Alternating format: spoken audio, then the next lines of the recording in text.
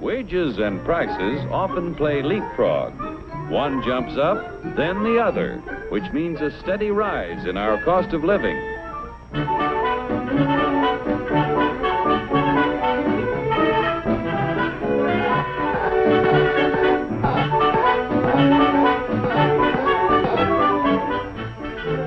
The Dilly Doll Factory is a happy shop. But Joe, our doll painter friend, seems to be a little down in the mouth, which even shows in his work.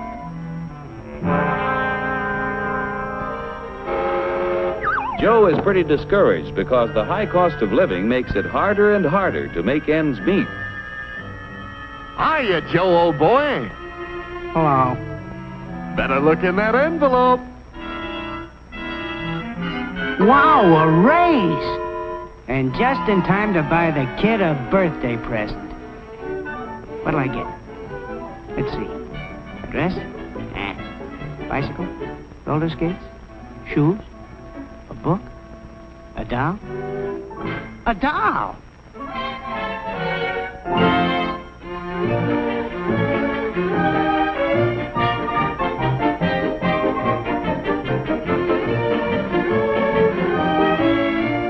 What's the price, miss?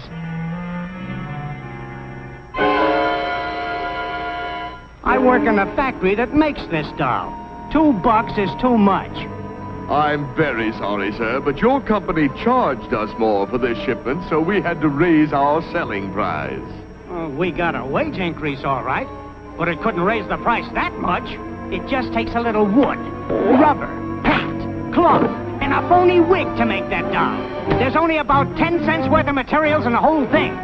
You pirates, crooks, bandits, you robbers!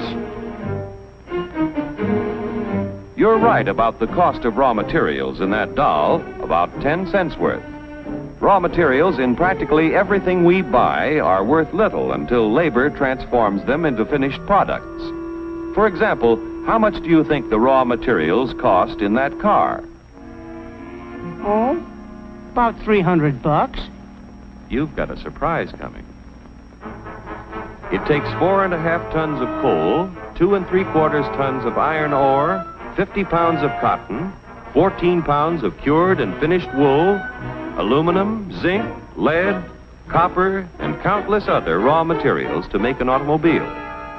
Without the addition of labor costs, these things are worth about $22. The raw materials require the accumulated labor of thousands of people in countless crafts to transform them into a finished automobile. Miners dig the coal and iron ore. Railroad and maritime workers transport these materials to the steel mill, where workers convert the ore into finished steel. The wages of railroad workers add to the value of steel when it is transported to automobile factories. The cotton that goes into a car accumulates labor cost from the farmer who tills the soil, from workers who sow the seed, and help to raise the cotton. Wages paid to other workers add to the value of the cotton as it is moved from the field to the cotton gin where it is processed. Other workers transport the cotton to the automobile factory. The wool that is used to make a car is worth little while it is still on the sheep. When the labor cost of a sheep shearer is added, the value of the wool is increased by his wages. When all of the parts and materials finally reach the factory for assembly, the labor cost of automobile workers must be added to the price of the car.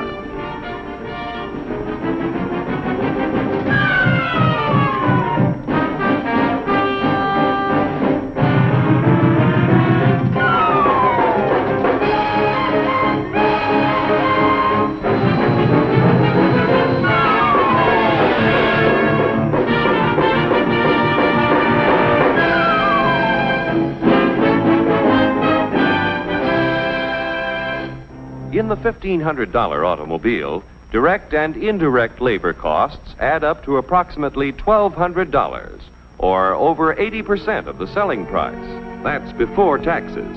And what happens to the other 20% or $300? Raw material cost, $22. Profit to producers of raw materials and allied industries, $89. Profit to part manufacturers, $47. Profit to local dealer, $77. Profit to car manufacturer, $65. Now, when you add $400 for taxes, the cost is $1,900 to the buyer.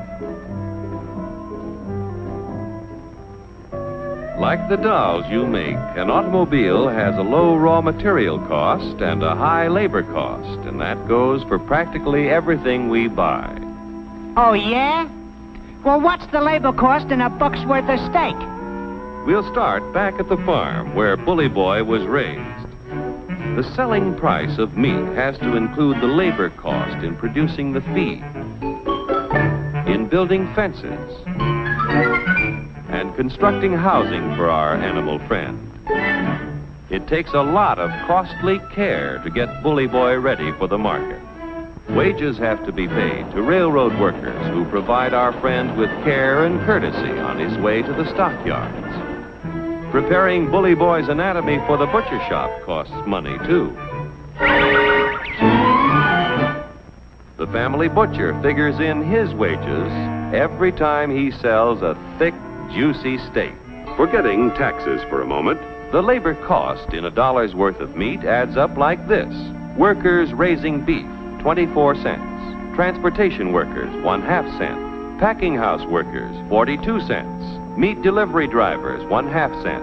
Butcher shop workers, 18 cents. The other 15 cents goes in profits to the retailers, the packers, allied industries, and to the farmers and ranchers.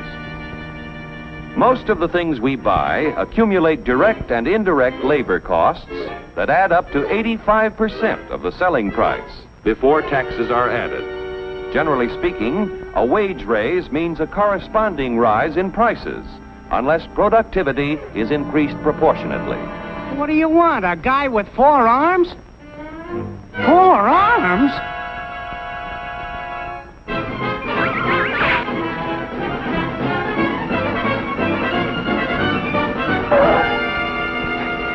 Say, I got a sensational idea. To expand productivity, labor and management must work together to develop new ideas and techniques.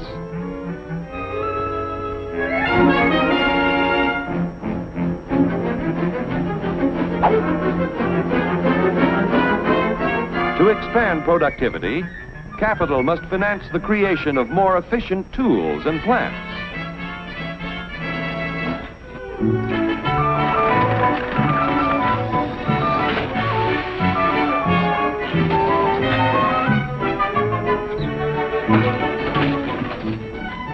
The production of more and better goods at lower costs means that when you get a wage raise, it's a real raise.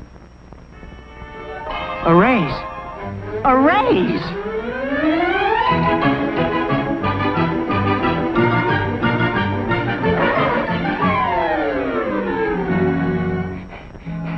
I want to buy a doll. How much? Now you've got a real wage raise, because you can buy more with what you earn. With increased productivity, wages can keep ahead of prices.